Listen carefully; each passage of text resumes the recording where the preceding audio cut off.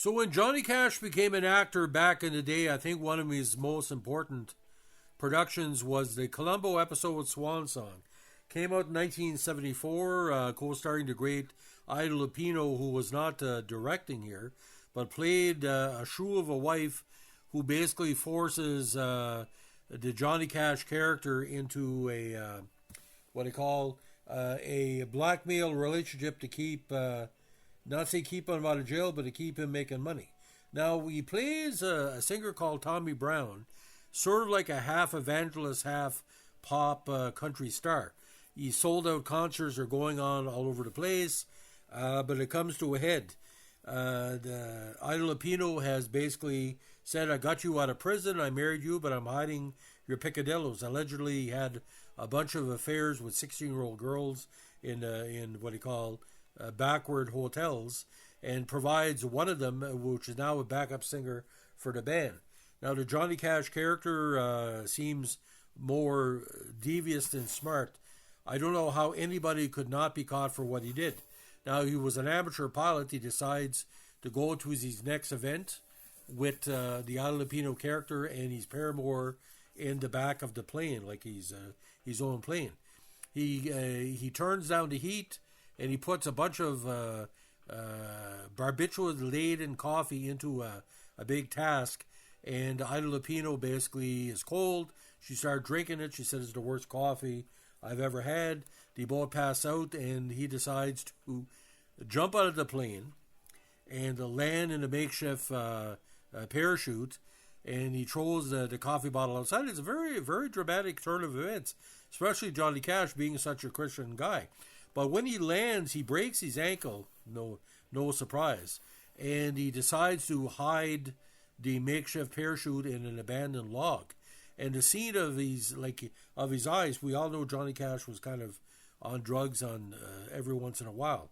But this is probably one of the best performance by a non-actor in Columbo history.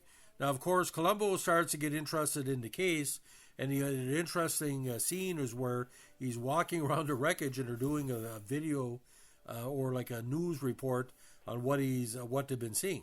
So eventually he becomes friends with this Brown character, Johnny Cash character, and like any Columbo plots, he's easily found out, because we found out that he's what he called brother-in-law basically thinks he's a murderer and attacks him at it looks to be like a session party near a pool, and he's singing Sunday Morning Coming Down with uncensored lyrics, and he's smiling all the way through with a cast on with a bunch of half-naked women around. I mean, this is, like I said, Swan Song is a pretty interesting case.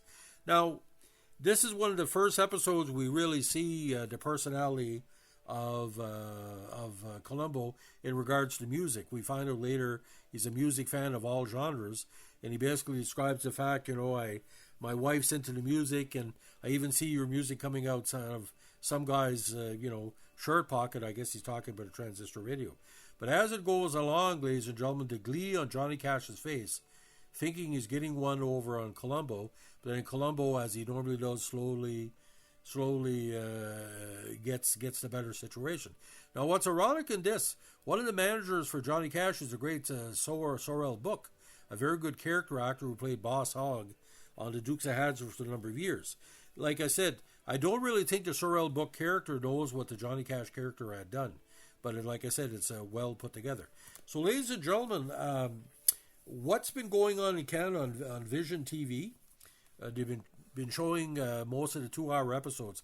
By the time season 2 of Columbo rolled around, they went from like 90-minute episodes to 2 hours.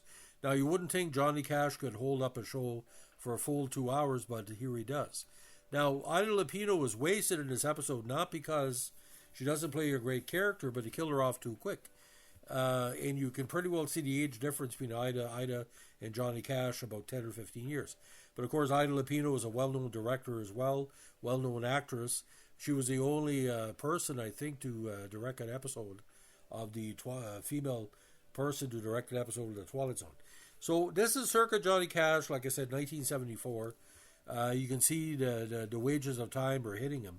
But it was kind of interesting, ladies and gentlemen, singing the song "I Saw the Light."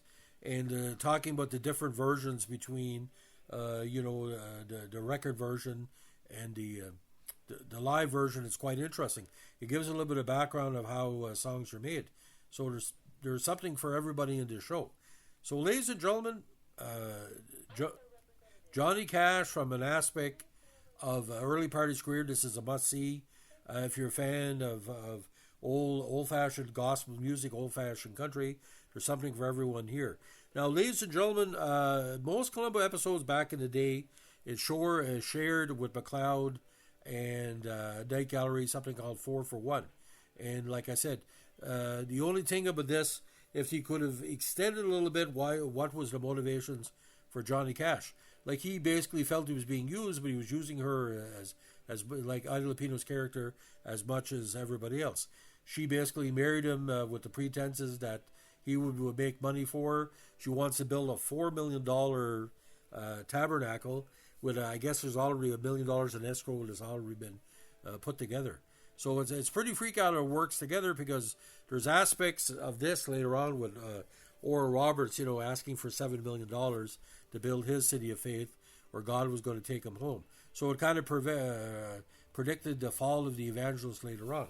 So what Columbo did in this episode, ladies and gentlemen, the big denouement, of course, where Columbo knows he's going to come back.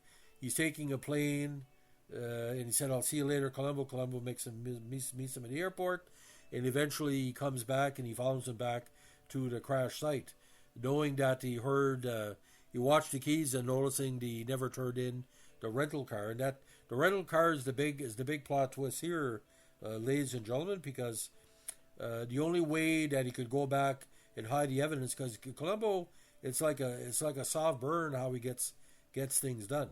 I think there's like 7 or 8 interactions between Johnny Cash and Columbo. Like, Johnny Cash is the only, or the Johnny Cash character is the only character he's investigating this week. But again, the denouement, of course, at the end, where he takes him into custody, and Johnny Cash, the character, says, I don't think I would have leave with the guilt. I'm glad it's over. And he basically listens to I Saw the Light on the radio, and he said, someone who sings as good as that ain't all that bad. So I'm not saying that Columbo was an apologist for the Johnny Cash character, but as more if he went along. But this is probably what Columbo most looked like. Columbo. He's unshaven. He's got the dirty trench coat on. His hair is kind of disheveled. I would like to see Johnny Cash do a regular TV series, like an investigative series, like call it Demand or something like that, where Johnny Cash would solve crimes, would help, like a Buddy Ebsen style. But Johnny Cash performance of this is 5 stars. So that's my review of Swan Song, one of my favorite TV movies in the 1970s. If you like Johnny Cash's acting style, let us know with a like, comment, subscribe, or share. Bye.